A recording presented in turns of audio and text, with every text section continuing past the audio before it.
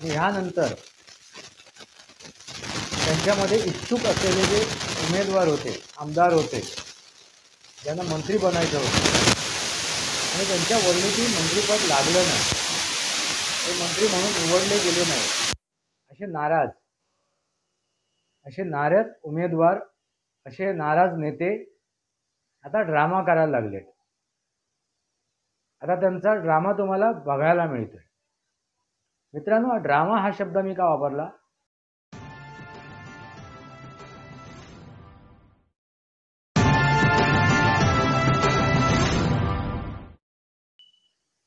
नमस्कार मित्रांनो, वास्तवावर बोलू काहीतरी या शृंखलेमध्ये पुन्हा एकदा आपलं स्वागत. मी आपला मित्र राजेश वासंती साबाजी किळुसकर.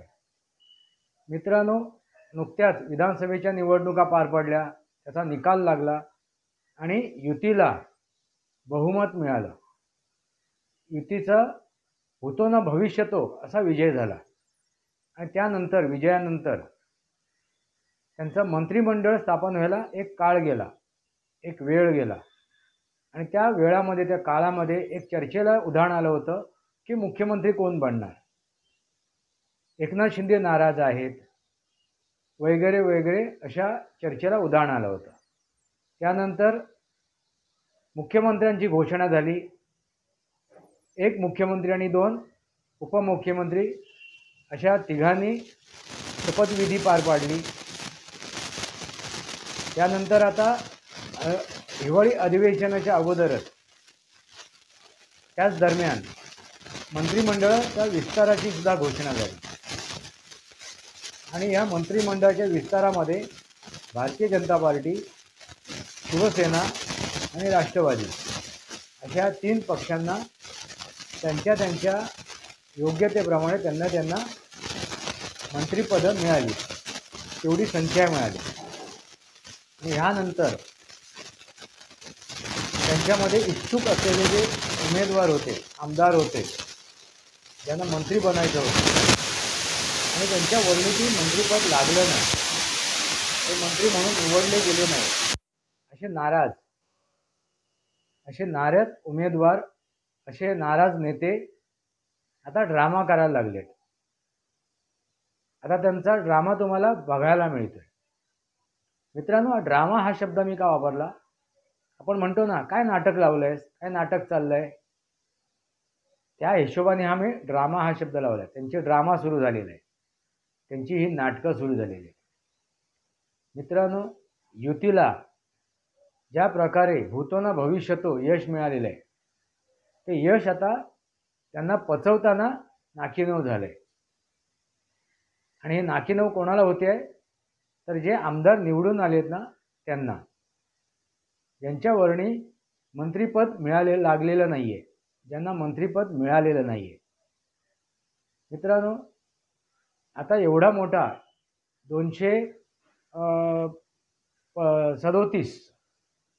36 की 37 आहे, त्याचा आकडा त्यांना मिळाल्यानंतर एवढ्या आमदारांना सर्वांना मंत्रिपद मिळू शकतात का? तर नाही. तर काहींच्या वर्णी ते लागू शकते आणि काहींना त्या मंत्रिपदापासून वंचित राहावं लागणार. ही सरळ साधी गोष्ट आहे. प्रत्येकाची महत्त्वाकांक्षा असते आणि ती महत्त्वाकांक्षा पूर्ण करण्यासाठी तो धडपड करत असतो, ते आपण मान्य करतो, ते आपण स्वीकारू. पण आपण जे काय काम केलं आहे, जे काय आपल्याला हे मिळालेलं आहे, विजय मिळाला आहे, त्या विजयानंतर आपण हुरळून जाऊ नये किंवा पराजय झाला म्हणून निराश होऊ नये. ही गोष्ट महत्त्वाची आहे. पण तुम्हाला असं दिसून येते आता की भारतीय जनता पार्टी असो, शिवसेना असो वा राष्ट्रवादी काँग्रेस असो, यांच्या ज्या नेत्यांना मंत्रिपदं मिळालेली नाही आहेत, ते नाराज आहेत. आता भारतीय जनता पार्टीचे पडळकर म्हणून आहेत, गोपीचंद पडळकर, ते नाराज आहेत असं म्हटलं जाते. मित्रांनो, यांच्या नाराजीपेक्षा किंवा छगन भुजबळ हे नाराज आहेत, राष्ट्रवादीमधले असे अनेक नेते नाराज आहेत. यांच्या नाराजीपेक्षा आग लावणारे पत्रकार तुम्हाला जास्त दिसत आहे. मित्रांनो, महत्त्वाची गोष्ट लक्षात घ्या, आग लावणारे पत्रकार.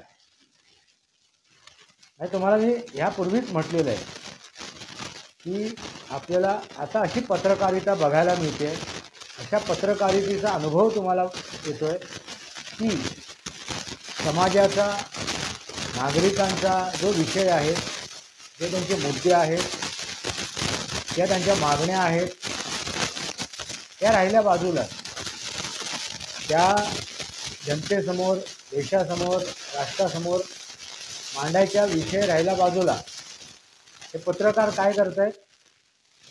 फक्त आग लावण्याचा प्रयत्न. दोन नेत्यांमध्ये भांडण लावून देणं, एखादा नेता नाराज असेल तर त्या नाराजीमध्ये आणखीन कसं काय तेल ओतायचं आणि त्याला कशी फुंकर मारायची, ह्या पलीकडे त्यांचा कोणताही उद्योग तुम्हाला चालताना दिसणार नाही. कोणताही उद्योग असा दिसत नाही. सकाळी सकाळी उठून, पहाटे पहाटे उठून ते संजय काय नाव त्यांचं, संजय राऊत यांच्या तोंडामध्ये तो दांडा घालतात जाऊन पहाटे पहाटे उठून. आणि मग ते काहीतरी बरळतात आणि ती बरळलेली जी बातमी आहे ती प्रसारित करतात. असे अनेक पत्रकार, अशा अनेक नेत्यांच्या तोंडात हा दांडा घालतात. त्याला आता तो माईक म्हणू नये, तो दांडाच म्हणावा लागेल. असं काय म्हणावं आता ह्या पत्रकारांना? असो मित्रांनो, पत्रकारांचा विषय चालूच राहणार. त्यांची नीतिमत्ता, त्यांची नियत आता काय ठीक दिसत नाही आहे. तो चौथा स्तंभ म्हणून ते काम करताना दिसत नाही आहेत. पण आज आपण विचार करतोय ते म्हणजे ड्रामा करणारे हे नेते, ज्यांना मंत्रिपद मिळालेलं नाही, असे ड्रामा करणारे नेते. उदाहरणार्थ छगन भुजबळांचा आपण विचार करू. छगन भुजबळ ज्यावेळी पत्रकारांना सामोरे गेले, पत्रकार परिषद त्यांनी घेतली, त्याच्यामध्ये ते काय म्हणायला लागलेत की मला डावललं जाते, माझ्याकडे नजरअंदाज केलं जाते. मी ज्यावेळी राज्यसभेची जागा मागितली त्यावेळी माझ्याकडे दुर्लक्ष केलं. राज्यसभा कुठे तर केंद्रामध्ये, त्यावेळी माझ्याकडे दुर्लक्ष केलं गेलं, त्यावेळी मला डावललं गेलं. नंतर मी लोकसभेची निवडणूक लढवावी असा माझ्यावरती एक जोर टाकण्यात आला. त्यासाठी मी लोकसभा निवडणूक लढवायला आलो महाराष्ट्रात. मित्रांनो, आता ह्या ज्या गोष्टी घडत आहेत ह्या त्यांच्या त्या पक्षाच्या एका बंद दरवाजाच्या आत घडत असतात. ह्या चर्चा त्यांच्या पक्षाच्या, त्या संघटनेच्या बंद दरवाजाच्या आत घडत असतात. आता ह्या बंद दरवाजाच्या आत कोण काय म्हणालं, कोणी कोणाला काय सांगितलं, कोणाच्या इच्छा काय होत्या, हा त्या संघटनेपुरता किंवा त्या दोन व्यक्तीपुरता मर्यादित असतो. ही गोष्ट ज्यावेळी तुम्हाला सार्वजनिक करावी लागते, सार्वजनिक करण्यासाठी तुम्ही भाग पडता, मग त्याच्या मागे शंका कुशंकांना वाव येतो, वाचा फुटते. आता छगन भुजबळ यांना मंत्रिपद मिळालं नाही. ते म्हणतात माझ्या कार्यकर्त्यांना, माझ्यासोबत असलेल्या नेत्यांना असं वाटत होतं की छगन भुजबळ यांना मंत्रिपद मिळावं. मान्य आहे सर्वांना, तुमच्या कार्यकर्त्यांना, तुमच्या नेत्यांना ते वाटणं साहजिक आहे. पण याचा अर्थ असा नाही ना की प्रत्येक वेळेला तुम्हाला हवं ते मिळावं, तुमच्या इच्छेप्रमाणे तुम्हाला प्राप्त व्हावं. मग बाकीच्यांनी काय करावं? माझा हा प्रश्न छगन भुजबळांना आहे. बाकीच्यांनी काय करावं? तुम्ही ज्यावेळी शिवसेना सोडून राष्ट्रवादी काँग्रेसमध्ये आलात तेव्हा ह्याच हेतूने आलात.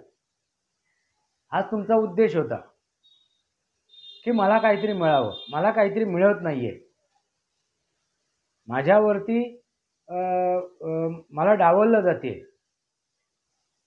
असे जे तुमच्यावरती त्यावेळीसुद्धा तुम्ही आरोप लावून त्या शिवसेनेमधून बाहेर पडलात. ज्या शिवसेनेमध्ये त्या बाळासाहेबांनी तुम्हाला एका सामान्य कार्यकर्त्यापासून एक नेत्यापर्यंत तुमचा प्रवास घडवला, तुम्हाला ती संधी दिली,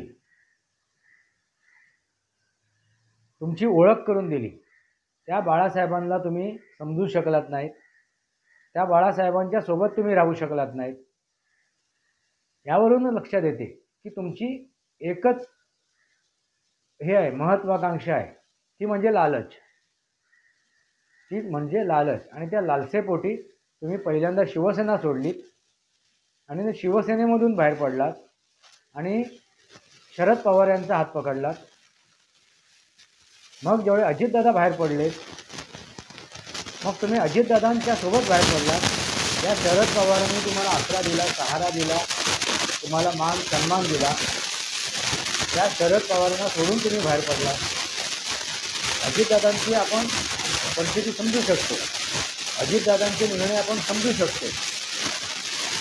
पण छगन भुजबळ जर 19 असते तर पहिल्यांदा त्यांनी शिवसेना सोडली नाही, दुसऱ्यांदा त्यांनी शरद पवार यांना सोडलं नसतं. आणि आता ते काय भाषा करतायत, जिथे नहीं जहाँ नहीं चैना वहाँ नहीं रहना, जहाँ नहीं चैना वहाँ नहीं रहना, असं त्यांनी आता घोषणा केलेली आहे. म्हणजे काल त्यांनी जे वक्तव्य केलं त्यावेळेला, आणि काय म्हणाले, उद्या मी ठरवेन, म्हणजे आज ते ठरवतील. म्हणजे आता परत आणखीन एक निर्णय घ्यायला ते मोकळे झालेले आहेत. मित्रांनो, अशा नेत्यांना आपण काय म्हणावं? तुम्हाला ज्यावेळी जनतेने निवडून दिलेलं आहे आणि लोकसभेमध्ये तुम्हाला नाकारलं होतं, त्यावेळी तुम्ही आलात नाहीत, लगबगीने पत्रकार परिषदा घेतल्या नाहीत. ती जबाबदारी, आपला पराजय, आपल्या पक्षाचा पराजय, तो दारुण पराजय, त्यावेळी ते आपण स्वीकारलाच नाहीत. हा मी छगन भुजबळांना विचारलेला प्रश्न आहे. त्यावेळी छगन भुजबळ कुठे गेले होते, कुठल्या बिळात बसले होते?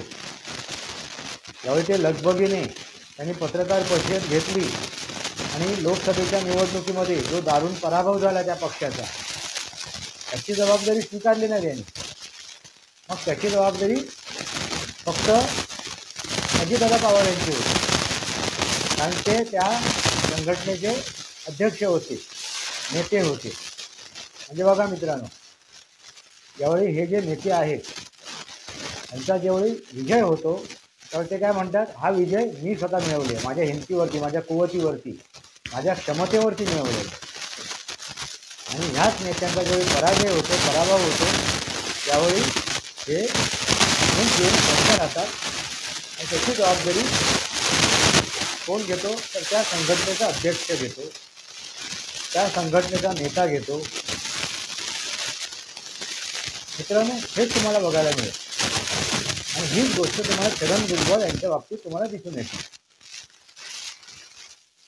छगन भुजबळ यांनी लोकसभेच्या निवडणुकीमध्ये जो दारुण पराभव झाला राष्ट्रवादीचा, एकच उमेदवार निवडून आला, त्यावेळी ते ज्येष्ठ नेते म्हणून ते आले नाही आणि त्यांनी पत्रकार परिषद घेतली नाही. आणि अजितदादा पवार यांच्यासोबत मी पण तेवढाच गुन्हेगार आहे, मी पण त्याची जबाबदारी घेतो, मी पण त्याची जबाबदारी स्वीकारतो एक ज्येष्ठ नेता म्हणून, असं म्हणून त्यांनी पत्रकार परिषद घेतली नाही. पण आता त्यांना मंत्रिपद मिळालं नाही, आता त्यांना मंत्रिपद मिळालं नाही किंवा केंद्रामध्ये मंत्रिपद वर्णी लागलं नाही, म्हणून ते लगबगीने त्यांनी पत्रकार परिषद घेतली आणि त्यांनी नाराजी दाखवली. प्रफुल्ल पटेल यांच्या विरोधात नाराजी दाखवली. प्रफुल्ल पटेल हे नावाला आहे, त्यांचं नाव उल्लेख नावाला आहे, नाममात्र आहे. त्यांची नाराजी हे अजितदादा पवार यांच्याबद्दल आहे. म्हणजे अजितदादा पवार यांनी त्यांना नाकारलं, डावललं, असा त्यांचा तो होरा आहे. पण आता त्यांचं नाव कसं घेणार? पक्षश्रेष्ठी आहेत ते आता, आणि जनतेने अजितदादा पवार यांच्या नावावरतीच मतं दिलीत असं म्हणायला हरकत नाही. कारण पराभव जर अजितदादा पवार यांनी स्वीकारलेला आहे लोकसभेच्या निवडणुकीमधला, तर आता विधानसभेच्या निवडणुकीमध्ये जो प्रचंड विजय झाला आहे, ज्या प्रकारे शरद पवारांना धूळ चारली गेली आहे, तर ह्या मागे विजयश्रेय विजयाचं श्रेय हे अजितदादा पवार यांनाच मिळायला हवं. कारण तो पराजय अजितदादा पवार यांच्या माथी मारला गेला, तर विजयाचा श्रेय हे अजितदादा पवार यांनाच मिळायला हवं. मग छगन भुजबळ याचं त्याच्यात कुठेही योगदान नाही आहे, त्याचा वाटा नाही आहे. ते भले म्हणत असतील मी माझ्या कुवतीवरती माझ्या क्षमतेवरती मी निवडून आलो आहे, विधानसभेची निवडणूक मुळीच नाही, असं मान्यच करू शकत नाही. जर ती कुवत, ती लायकी, ती क्षमता तुमची होती, मग लोकसभेच्या निवडणुकीमध्ये ती कुठे गेली होती? भले मग तो खोटा नॅरेटिव्ह असो, फेक नॅरेटिव्ह होतो असो, मान्य करू आपण एका वेळेला, त्याच्यामुळे पराभव झाला. पण ज्या ठिकाणी युतीचे किंवा त्या राष्ट्रवादीचे नेते निवडून आले, जो एक नेता निवडून आला, त्या नेत्यांनी आपली जागा राखली ना. सुनील तटकरे यांनी जर म्हटलं की माझा तिथे हे होता, दबदबा होता, माझी लोकवत होती, माझी क्षमता होती, माझी लायकी होती म्हणून मी निवडून आलो, जनसामान्यामध्ये मला एक मान सन्मान होता म्हणून निवडून आलो, असं जर ते तटकरे म्हणाले तर ते मी मान्य करेन. पण छगन भुजबळ जर म्हणत असतील की आता विधानसभेच्या निवडणुकीमध्ये मी निवडून आलो माझ्या कुवतीवरती, माझ्या क्षमतेवरती, माझ्या लायकीवरती, तर ते कोणीही स्वीकारू शकणार नाही. जर ती कुवत तुमच्याकडे, लायकी, क्षमता होती, तर तुम्ही लोकसभेच्या निवडणुकीमध्ये सुद्धा तुमची ती चुणूक दाखवायला हवी. म्हणून मी काय म्हणालो, हा ड्रामा, हे जे ड्रामे चालू आहेत, हे जे इशारे दिले जात आहेत, हे जे काय रुसवे फुगळे दाखवले जात आहेत, तो आपला स्वार्थ साधण्यासाठी, आपला मतलब साधण्यासाठी. जर तुम्हाला त्या संघटनेशी मतलब असेल, तुम्हाला त्या राष्ट्राच्या, त्या राज्याच्या नागरिकांशी मतलब असेल, त्यांचं हित तुम्हाला महत्त्वाचं असेल, तर हे तुम्ही ड्रामे करणार नाही. कारण कोणाला तरी ती संधी मिळणार आणि कोणाला तरी संधी नाकारली जाणार. आणि जर तुम्हाला नाराजी असेल तर ती तुम्ही नाराजी अंतर्गत दाखवायला पाहिजे. अशी सार्वजनिकरित्या, सार्वजनिक ठिकाणी आणि अयोग्यरित्या मांडणं चुकीचं आहे. मित्रांनो, मग जनतेने जो कौल दिलेला आहे, जो युतीला कौल दिलेला आहे, जो आकडा युतीला त्यांनी मिळवून दिलेला आहे जनतेने, भूतो ना भविष्यतो असा हा युतीचा विजय झाला आहे. ही चूक जनतेची आहे का?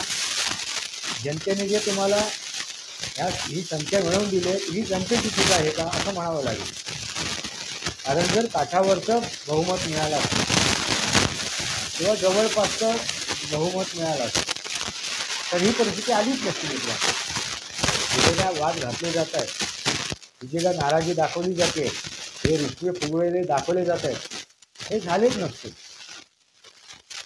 जनतेने जो एक हाती तुम्हाला विजय दिलेला आहे, त्या विजयाचे परिणाम आहेत का? म्हणजे ही हवा तुमच्या डोक्यात गेली आहे का?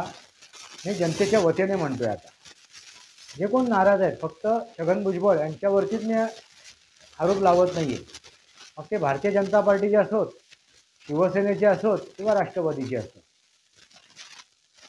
कोणीही असोत, ज्यांच्यावरणी ही मंत्रिपद लागलेलं नाही आहे, ज्यांना मंत्रिपद बहाल झालेलं नाही आहे, ते नाकारलं गेलं आहे आणि ते नाराज आहे, अशा नेत्यांना मी म्हणतोय, विचारतोय. मग हा विजय जो झाला आहे, त्या विजयाला पचवायची तुमच्याकडे क्षमता नाही आहे, ती कुवत नाही आहे, ती तुमची लायकी नाही आहे. मग जनतेने पुनर्विचार करायला हवं. अशा नेत्यांना घरी बसवणं हा एकमेव काय आहे? उपाय आहे. हा एकमेव उपाय आहे. त्यानंतरच ह्या अशा घटना घडताना तुम्हाला दिसणार नाहीत. जसं उद्धव ठाकरेंना तुम्ही घरी बसवलं, उद्धव ठाकरेला तुम्ही घरी बसवलं, जे 20 आलेत त्यांचे आमदार निवडून, तर त्यांच्या कुवतीवरती, त्यांच्या क्षमतेवरती नाही आहे. हा जो विरोध ह्यांचा झालेला आहे, युतीचा झालेला आहे, आणि युतीचा विरोध करणारे कोण आहेत तर एक गट्टा मुसलमान. या मुसलमानांनी हे 20 आमदार निवडून आणलेले आहेत उद्धव ठाकरे यांचे, आणि ते सुद्धा कुठे आहेत, बाहुल्य मुस्लिम वस्तीमधले, बाहुल्य मुस्लिम वस्तीमध्ये. त्यामुळे उद्धव ठाकरे यांनी हा भीमकाय पराक्रम नाही केलाय त्या महाविकास आघाडीमध्ये. हा सर्व जो मतदार आहे हा काँग्रेसचा मतदार आहे, पारंपरिक काँग्रेसचा मतदार आहे, राष्ट्रवादी काँग्रेसचा मतदार आहे.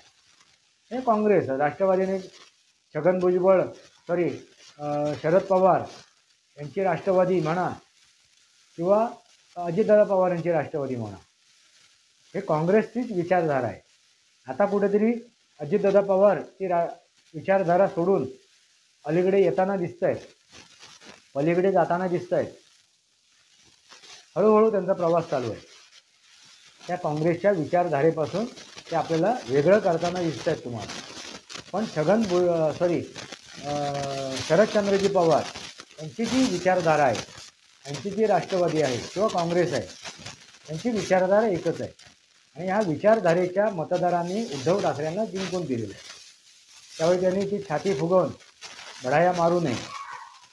त्यांनासुद्धा महाराष्ट्रातील जनतेने, पारंपरिक शिवसेनेच्या पारंपरिक मतदारांनी त्यांना त्यांची जागा दाखवून दिलेली.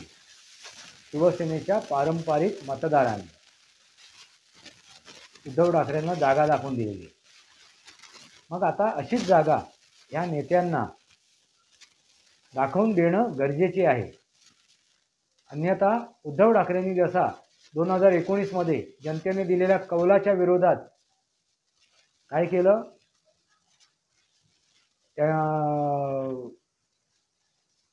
जनतेच्या पाठीत खंजीर खुपसला, पण जनतेशी गद्दारी केली आणि ते मुख्यमंत्री पद मिळवलं. त्यांना त्यांची जागा दाखवून दिली जनतेने ह्या विधानसभेच्या निवडणुकीमध्ये. कारण आम्ही तुम्हाला युतीसोबत सरकार स्थापन करण्यासाठी बहुमत दिलं होतं, ना की महाविकास आघाडीसोबत सरकार स्थापन करण्यासाठी, ना की तुम्हाला मुख्यमंत्रीपद बहाल करण्यासाठी ते बहुमत दिलं होतं. हे जनतेने ह्या 2024च्या विधानसभेच्या निवडणुकीमध्ये उद्धव ठाकरे यांना दाखवून दिलेला आहे. आणि तो पारंपरिक मतदार त्यांचा नाही आहे. मित्रांनो, आता जनतेने विचार करावा. आणि हे जे काय आता नेते आहेत, जे जनतेचं न्याय, जनतेचा न्यायालय हे विसरत आहेत, त्याची जाणीव ठेवत नाही आहे, तर त्यांना ती शिक्षा द्यावी येणाऱ्या काळात. तरच हे सगळे प्रकार थांबतील, तरच हे सगळे खेळखंडोबा थांबतील. आज ह्या पक्षातून त्या पक्षात, त्या पक्षातून त्या पक्षात हे खेळ थांबतील. अशा नेत्यांना आता घरी बसवणं गरजेचं आहे, ज्या स्वार्थासाठी, मतलबासाठी राजकारण करत असतील तर. मग हा जो विजय आहे, युतीचा महाविजय आहे, हा विजय ज्या जनतेने दिलाय त्या जनतेने चूक केली का असं म्हणायला हरकत नाही. मित्रांनो, तुम्हाला काय वाटते? हे जे आता नाराज झालेले आहेत, रुष्ट झालेले आहेत, अशा नेत्यांबद्दल तुम्हाला काय वाटते? त्यांची नाराजी आपण समजू शकतो, पण ती नाराजी त्यांनी ज्यावेळी ती सार्वजनिकरित्या मांडतात त्यावेळी ती नाराजी नसते, तर हे काय असते, ब्लॅकमेल करणं, दिशाभूल करणं, भ्रम निर्माण करणं, हाच एक प्रकार असतो. आणि आपली एकनिष्ठता नाही आहे त्या पक्षासोबत, त्या नेत्यांसोबत, हे दाखवण्याचा ते प्रयत्न हे दाखवून देत आहेत ते. मित्रांनो, तुम्हाला काय वाटते? आपले विचार कमेंट बॉक्समध्ये लिहा. आणि अशा नेत्यांना येणाऱ्या काळामध्ये त्यांची जागा दाखवून द्या. वास्तवावर बोलू काहीतरी शृंखलेमध्ये वास्तवावर बोलू काहीतरी या माझ्या शृंखलेला सबस्क्राईब करा, बेल आयकॉन दाबा. माझे विचार पडत असेल लाईक करा, आपले विचार कमेंट बॉक्समध्ये. तुर्तास इतकंच. भारत माता की जय. वंदे मातरम. जय भारत, जय महाराष्ट्र, जय सनातन.